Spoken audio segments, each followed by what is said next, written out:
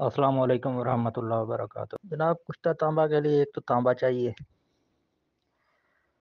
دوسرا لکڑی چاہیے کریر کی۔ یہ کریر کی لکڑی نظر آ رہی ہے جو آپ کو نظر آ رہی ہے، 6 انچ کھلی ہونی چاہیے، 3 فٹ لمبی ہونی چاہیے۔ اس میں فٹ 1.5 فٹ تک جتنا سوراخ نکال سکتے ہیں آپ نکال لیں۔ سوراخ نکال کے آپ نے دیکھا ہی ہوگا، اس کے اندر پیسے ڈال دینے ہیں تانبے کے،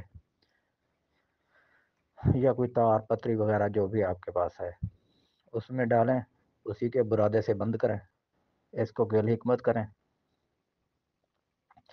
گیل حکمت اس لیے کرنا ہے، ایک بار میں نے پہلے جب بنایا نا پہلی بار، تو گیل حکمت نہیں کیا تھا۔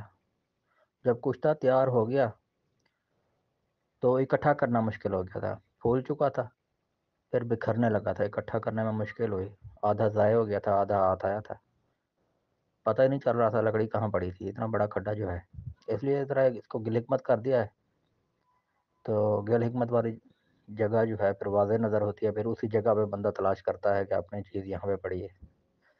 اس کے علاوہ جو اس کی لکڑی ہے یہ بھی بیکار نہیں ہے، اس کی جو راکھ ہے یہ بھی اکٹھی کر لینی ہے کشتے کے ساتھ۔ ایک تو اس میں کچھ نہ کچھ کشتہ رہ جاتا ہے، اکٹھا نہیں ہوتا۔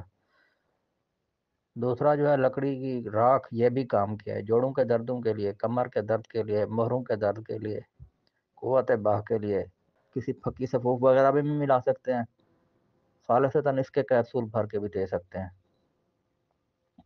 تو میں یہ کئی سالوں سے چلا رہا ہوں۔ تو پھر جناب گیل حکمت کر کے اس کو نیچے رکھنا ہے 1.5 من گوہے، اوپر یہ لکڑی رکھ دینی ہے گیل حکمت شدہ، 1.5 من گوہے اوپر ڈال دینے ہیں، کل 3 من گوہے لگنے ہیں اوپلے۔ بس آگ لگا دینی ہے، 15 سے 20 دن بعد یہ ٹھنڈا ہوتا ہے تو احتیاط سے اپنا کشتہ نکال لی۔ سفید بے زنگار حل پذیر کشتہ نکلتا ہے اس میں سے،